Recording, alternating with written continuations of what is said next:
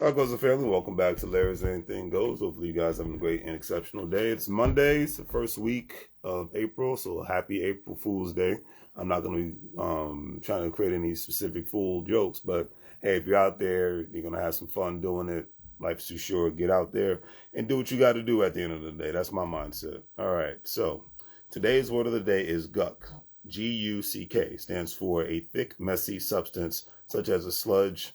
Main reason why I chose this word today is because we have a lot of thick and messy substances that clog our mind, clog our judgment, cloud our judgment, makes us not make decisions or allows us to not even take in new information that can make life a little bit better for us, a little bit more easier for us.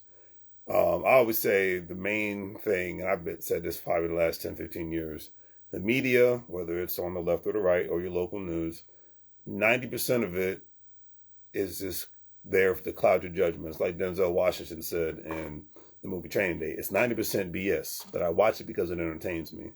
And most people, especially out to my senior citizen folks, main ones will watch the news all day because they're at home or in a retirement home, so they got way more time on their hands, and it makes them feel good to know what's happening in the world. But to know what's happening in places that you'll never go to, does a beautiful job of keeping you in fear.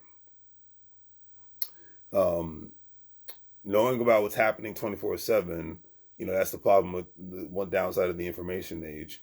Knowing what's happening 24/7 will make you not want to go anywhere. To be honest with you, it just makes you want to stay in your home and be on social media, and that's it. Never go out and explore anything, never see the world, and to me, that's a sad existence. So do your best to keep the guck out of your life.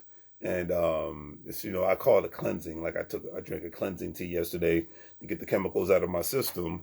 And I think everybody should try to do that at least twice a week, not drink that kind of tea because that's bad for your system to do it that often. But to be able to cleanse yourself from useless information. Can't put it any other way. Today's quote of the day is by Dave East, great rapper from New York. He says, I think what sets New York rappers apart from the other rappers from other places is just being from New York. Because New Yorkers have their own little swag to themselves.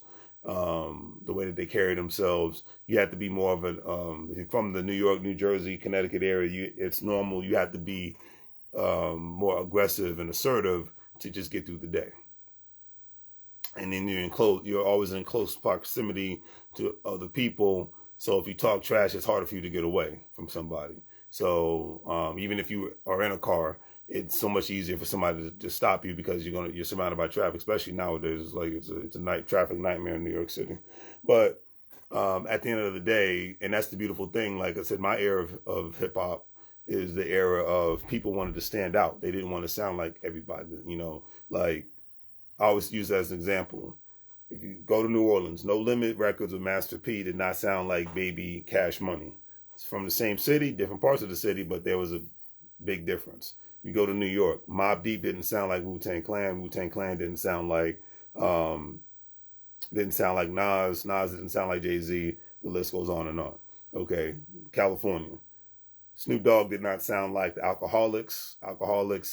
The Exhibit didn't sound like Warren G or Corrupt.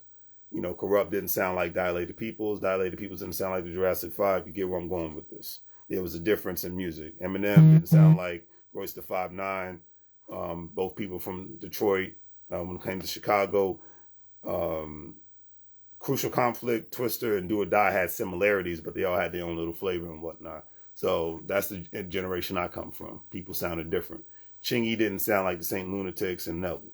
So wanting to be who you are and standing out to be yourself is one of the most important things anybody can do. And that's probably one of the biggest problems in today's music, entertainment industry all at the same time. Everybody looks the same, everybody dresses the same, everybody sounds the same. So do your best to stand out and go from there. On that note, do the great things, like, share, and subscribe. Have a great day.